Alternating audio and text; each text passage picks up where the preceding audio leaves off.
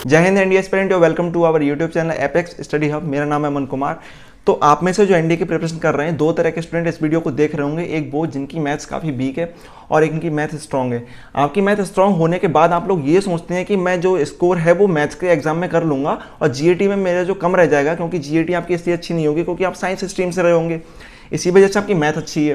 तो आप सोचेंगे कि मैं अपना मैथ्स का जो स्कोर है उसको गेन कर लूँगा और जीएटी में जो मेरा नुकसान होगा उसको मैं वहाँ से भरपाई कर लूँगा। लेकिन उसके बाद भी आप 200 प्लस का स्कोर नहीं कर पाते हैं, जो कि ईजी है। 200 प्लस का स्कोर मैथ्स में किया जा सकता है। अगर आप एक एवरेज स्टूडेंट भी हैं तो आप 150 का स्कोर आराम से मैथ में कर लेंगे एनडीए में 300 मार्क्स में से।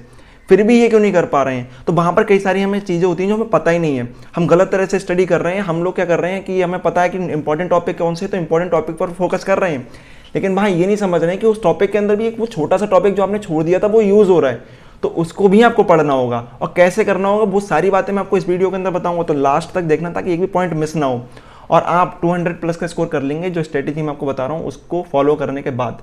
तो यहाँ पर देखिए, सबसे पहले हमें क्या करना होगा। आपके पास अभी 90 डेज या 100 डेज हैं, तो सबसे पहले उन 90 डेज या 100 डेज को दो पार्ट में डिवाइड करना है। पहला आपका हो जाएगा 60 डेज एंड देन आपके हो जाएंगे 30 to 40 डेज। तो उन 30 to 40 डेज को हम अलग रखकर चलते हैं और 60 डेज की बात करते हैं। तो आपके पास टोटल 29 टॉपिक हो जाते हैं मैथ्स के अंदर। अगर आपकी मैथ्स स्ट्रांग है तो आप ध्यान रखें कि आपके पास इन 29 टॉपिक्स में से मुझे लगता है कम से कम, स्ट्रांग है तो आपके 15 टॉपिक्स तो आपको अच्छे से आते होंगे, या कम से कम बात करें तो 10 टॉपिक तो आपको बहुत ही अच्छे से आते होंगे। तो वो 10 टॉपिक ऐसे होंगे जो आप 5 या 6 दिनों के अंदर रिवीजन करके क्रैक कर सकते हैं, ख़त्म कर सकते हैं। और बाकी बचे हुए टॉपिक पे आपको ज़्यादा ध्यान देना होगा। तो पहले 2 महीने के अंदर आपको ये करना है कि आपको हर एक टॉपिक पढ़ना है, यानी पहले 2 महीने के अंदर आपको सारे के सारे टॉपिक कवर करने होंगे, कोई भी टॉपिक छोड़ना नहीं है। अब यहाँ पर आप सोचेंगे कि इंपॉर्टेंट टॉपिक पर फोकस नहीं करूँ या सभी पर करूँ, नहीं, आपको यही करना है। पहले आपको हर टॉपिक पर फोकस करना है, देन आपको इंपॉर्टेंट टॉपिक पर जाना है। तो पहले 60 डेज के अंदर आपको हर एक टॉपिक को कवर कर लेना, ताकि आपको एक ये रह जाए कि आपको कहीं से भी क्वेश्चन आ रहा है तो आपको ऐसा नहीं लगे मैंने पढ़ा नहीं था, इस वजह से मेरा नहीं हो पा रहा है। उसके बाद जो लास्ट के 30 to 40 डेज रह जाएंगे, उनमें सिर्फ उन्हीं टॉपिक पर फोकस करना है जो बहुत ज़्यादा इंपॉर्टेंट हैं, जो मैंने आपको बताएं और अभी बताऊंगा अभी। तो यहाँ पर देखिए, जैसे कि आपके पास कई सारे टॉपिक्स आते हैं जिसको पढ़ने का थोड़ा सा गलत तरीका होता है, पर उससे पहले मैं आपको बता दूं, जैसे कि आप एनडीए की प्रिपरेशन कर रहे हैं और इस प्रिपरेशन को बूस्ट करना चाहते हैं, तो अनअकैडमी पर आपका अगस्त बैच शुरू हो चुका है 18 मई से, जिसको लीड कर रहे हैं अर्पित सर, आप उनको जानते ही हैं, और जो बैच है आपका हाईएस्ट सिलेक्शन देने वाले बैचेस में से एक है। तो अनअकैडमी पर आपके ये बैचेस जो शुरू हो चुके हैं, वहाँ पर आपके लिए सेपरेट टीचर मिलेंगे, जिसके बाद अपनी प्रिपरेशन को बहुत ही ज़्यादा बूस्ट कर सकते हैं। तो यहाँ पर अलग अलग टीचर हैं जो आपकी प्रिपरेशन कराएंगे या सब्जेक्ट के रिलेटेड। अगर जैसे मैं आपको थोड़ी सी इन्फॉर्मेशन देना चाहूँ तो यहाँ पर अर्पित सर आपको मैथ पढ़ाएंगे, कार्तिक चौधरी आपको पॉलिटी और हिस्ट्री पढ़ाएंगे, सुनील सर आपको जियोग्राफी पढ़ाएंगे, श्याम शर्मा सर आपको पढ़ाएंगे केमिस्ट्री, इंग्लिश आपको धीरज सर पढ़ाएंगे, काफ़ी पॉपुलर आप जानते ही उनको, कनिका रानी आपको फिजिक्स पढ़ाएंगी, और इसके बाद सनी वर्मा सर आपको करंट अफेयर्स क्लियर कराएंगे। तो यहाँ पर ये बैच आपका शुरू हो चुका है। इस बैच को ज्वाइन करने के लिए आपको क्या करना है, अनअकैडमी के लर्निंग ऐप पर जाना है और डिस्क्रिप्शन बॉक्स में दिए गए लिंक पर एनरोल करते हुए आपको एक कोड अप्लाई करना होगा, एपेक्स 10। जब आप ये एपेक्स 10 कोड अप्लाई करेंगे तो आपको 10% का एक एडिशनल डिस्काउंट मिल जाएगा। जो भी आप कोर्स परचेज करेंगे अपने अकॉर्डिंग आप 1 मंथ 2 मंथ 3 मंथ इस तरह से का कोर्स ले सकते हैं। और वहीं अगर आपको लगता है कि आप एसएसबी की प्रिपरेशन भी संग में करना चाहते हैं, तो एसएसबी की प्रिपरेशन का बैच भी आपका शुरू हो चुका है, टारगेट एसएसबी, जो 25 में से शुरू हो चुका है या 25 में से शुरू होने वाला है। अगर आप इस वीडियो को पहले देख रहे हैं तो उस बैच को ज्वाइन करना ना भूलें। अगर आप कॉन्फिडेंट हैं कि आप एनडीए का कर लेंगे एग्जाम, और कॉन्फिडेंट होना भी चाहिए, क्योंकि अगर आपने इस बैच को ज्वाइन कर लिया अगस्त को तो आप वैसे भी कॉन्फिडेंट हो जाएंगे अगर आप प्रिपरेशन डेडिकेशन के साथ करते हैं। तो वहाँ से एसएसबी की प्रिपरेशन भी आप अपनी शुरू कर सकते हैं। और वहीं अगर आपका कोई फ्रेंड वगैरह जो करना चाहता है सीडीएस की प्रिपरेशन, तो उसको भी आप सीडीएस का बैच प्रेफर कर सकते हैं। अब आगे हम मूव करें तो सबसे पहले हमें वो 60 डेज का प्लान बनाना है, फिर 30 डेज का। तो 60 + 30 डेज का प्लान बनाकर चलेंगे। तो जब आप एक टॉपिक को कवर करेंगे तो आपको वहाँ पर 2 चीज़ें उस टॉपिक के साथ करके चलनी है। सबसे पहले कॉन्सेप्ट क्लियरिटी, यानी हमें टॉपिक जब पढ़ना है तो उसके कॉन्सेप्ट को छोड़े ना। हम ये ना करें कि अब बाद में पढ़ लूँगा। अगर आपको छोड़ना है तो पूरा टॉपिक छोड़ दो, लेकिन आप कॉन्सेप्ट मत छोड़ो, ठीक है। ऐसा नहीं लगना चाहिए मैंने करा भी है लेकिन यार मेरे को वो आता भी नहीं है, तो ये मत करना। तो सबसे पहले कॉन्सेप्ट आपको क्लियर करना है, और कॉन्सेप्ट क्लियर करते हुए जब आप वो चैप्टर कर रहे हैं तो आपको एक चैप्टर के अंदर मिनिमम जब आप कर रहे हैं तो 30 to 50 क्वेश्चन आपको अप्लाई करने हैं, यानी 30 to 50 क्वेश्चन आपको उस चैप्टर को करते हुए करने हैं। मतलब जब आप चैप्टर को कर रहे हैं, एक्सरसाइज कर रहे हैं, तो वहाँ पर आपको कैसे करने हैं, यहाँ पर आप हाफ कर सकते हैं। हाफ उसमें से PYQs ले लो, और जितने भी आप करो 30 करो तो 15 ले लो, और 50 कर रहे हो तो 25 कर लो। तो उसमें हाफ आपको PYQs करने हैं और हाफ आपको एक्सरसाइज क्वेश्चन करने हैं। अब ये क्वेश्चंस आपको कहाँ मिल जाएंगे, वो आपको मिल जाएंगे अनअकैडमी पर। आप क्लासेस ज्वाइन कर रहे हैं तो वहाँ भी मिल जाएंगे फ्री क्लासेस हैं, और भी आपके साथ पास कई सारी रिसोर्स बुक हैं उनमें से मिल जाएंगे। तो कोई भी रिसोर्स बुक उठा लो, सबसे अच्छा तो वही है। कोई भी रिसोर्स बुक उठा लो, उसमें से एक्सरसाइज क्वेश्चन कर लो और PYQs आपके मिल जाएंगे। और PYQs के लिए मैं एक वीडियो बनाऊंगा जिसमें आपके लिए मैं दे दूंगा 11 साल के क्वेश्चन, यानी 11 साल के पेपर आपको PYQs मिल जाएंगे, तो उसमें से भी आप कर सकते हैं। तो यहाँ पर आपको ऐसा हर एक टॉपिक के साथ करना है, और ऐसे करते हुए 29 टॉपिक्स के साथ करना है। अब ऐसा भी है कि हर टॉपिक के अंदर आपके 50 क्वेश्चन नहीं बनेंगे।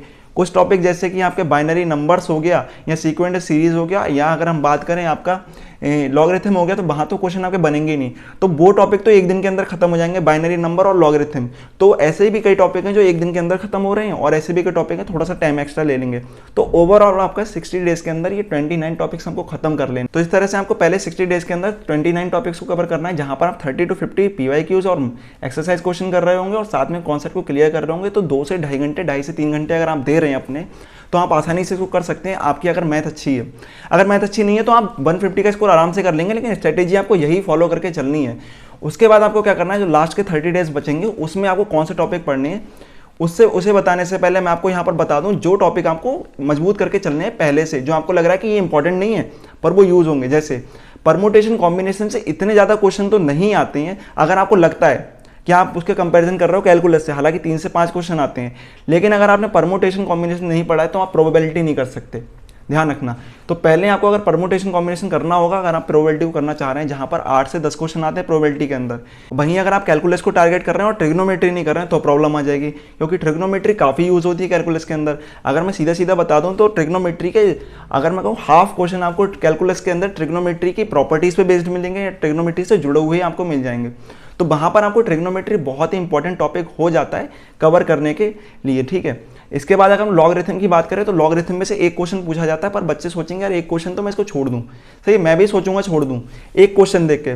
पर अगर मैं वहाँ पर देखूँ कैलकुलस, मैं देखूँ इनवर्स ट्रिग्नोमेट्रिक फंक्शन, तो वहाँ पर ये यूज़ होता है। मैं सीक्वेंट सीरीज को देखूँ तो वहाँ प्रॉपर्टीज़ में लॉग यूज़ हो रहा है, यानी लॉग की वेटेज सिर्फ 1 मार्क्स की वहाँ उस टॉपिक को देखकर मत लगाओ, उसकी वेटेज सीक्वेंट एंड सीरीज में कितनी है, उसकी वेटेज कैलकुलस में कितनी है, उसकी ट्रिग्नोमेट्री में कितनी है, इनवर्स ट्रिग्नोमेट्री में कितनी है, उसको लगाओ। तो उससे जुड़े हुए आपको हर एनडीए के अंदर कम से कम 5 क्वेश्चन ऐसे मिल जाएंगे जो लॉग की प्रॉपर्टीज पे बेस्ड आते हैं। तो लॉग वाला जो चैप्टर है, आपको लॉग की प्रॉपर्टीज को समझना है। लॉग की प्रॉपर्टीज आपने एक बार समझ ली, देन आप उसको क्वेश्चन में अप्लाई कर सकते हो, तो वो चीज़ें ईजी है। लेकिन आपने अगर एक नंबर देख के छोड़ रहे हो तो गलत है। तो इस तरीके से मत छोड़ना। मैं भी आपको इंपॉर्टेंट टॉपिक बताता हूँ, लेकिन वो देन तभी, ऐसा नहीं कि मैं बोलता हूँ कि इंपॉर्टेंट टॉपिक ही पढ़ने हैं, बाकी सबको छोड़ दो, बाकी सब भी पढ़ो, लेकिन इन पर ये होता है एक्स्ट्रा फोकस हमको करना होता है। समझ में आ गया आपको? तो इस तरीके से आप अगर करते हुए चलेंगे। वहीं अगर और भी हम टॉपिक की बात करें तो यहाँ पर आपके ट्रिग्नोमेट्री मैंने बता दिया, आपको बहुत ही ज़्यादा यूजफुल होने वाली है।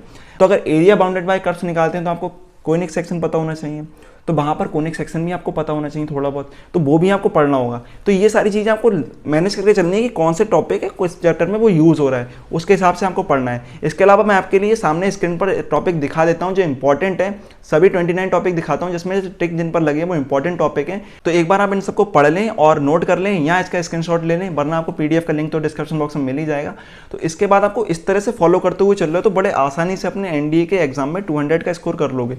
तो स्ट्रेटेजी का एक ओवरव्यू ये रहेगा कि हमें 60 डेज में पहले कवर करने हैं 29 टॉपिक्स को, 30 to 45 या 50 तक हमारे जो PYQs plus exercise question. Then हमारे पास लास्ट के 30 डेज में इंपॉर्टेंट टॉपिक पर फोकस जो हमारे बन जाते हैं, करीब 15 से 16 जो टॉपिक होती हैं, उन 15 से 16 टॉपिक पर इस तरह से फोकस करना है कि उनमें से आया हुआ एक भी क्वेश्चन ना जाए, और बचे हुए जो टॉपिक है उनसे हमारे क्वेश्चन ऐसा ना लगे कि यार पहली बार देखा है मैंने, इसीलिए करना है ये सब। और इस तरह से अगर आप करोगे तो बड़ी आसानी से 200 का स्कोर अपने मैथ्स के एग्जाम में कर लोगे। तो इस वीडियो में तो देखो इतना ही है, और अगर आपको कोई भी प्रॉब्लम होती है तो आप मुझसे कमेंट बॉक्स में पूछ सकते हैं, मैं आपके लिए हमेशा तैयार हूँ जवाब देने के लिए। तब तो मैथ्स के जो टॉपिक हैं उसके लेक्चर आपको हमारे चैनल पर भी मिल जाएंगे, जो फ्री लेक्चर होंगे। इसके अलावा अपनी प्रिपरेशन को बूस्ट करने के लिए अनअकैडमी का सब्सक्रिप्शन ले सकते हैं Apex 10 कोड यूज़ करके, और अनअकैडमी पर मेरी भी फ्री और लाइव क्लास आपकी चलती हैं, तो उसको भी ज्वाइन कर सकते हैं। डिस्क्रिप्शन बॉक्स में मैंने प्रोफाइल का लिंक दे रखा है, जहाँ पर मैं साइंस के लेक्चर्स को कंप्लीट कर चुका हूँ, जहाँ पर 3 टॉपिक हम कवर कर चुके हैं। आने वाली क्लासेस में और भी टॉपिक कवर किए जाएंगे। तब तक के लिए इतना ही, अपनी प्रिपरेशन में लगे रहें, स्ट्रेटेजी बनाएं, और जैसा मैंने बताया उस पर फोकस करते हो तो आराम से 200 का स्कोर हो जाएगा। और प्रिपरेशन में मजबूती से लगे रहें और रुकना नहीं है, अभी से लग जाना है। मिलते हैं अगली वीडियो में, तब तक के लिए जय हिंद।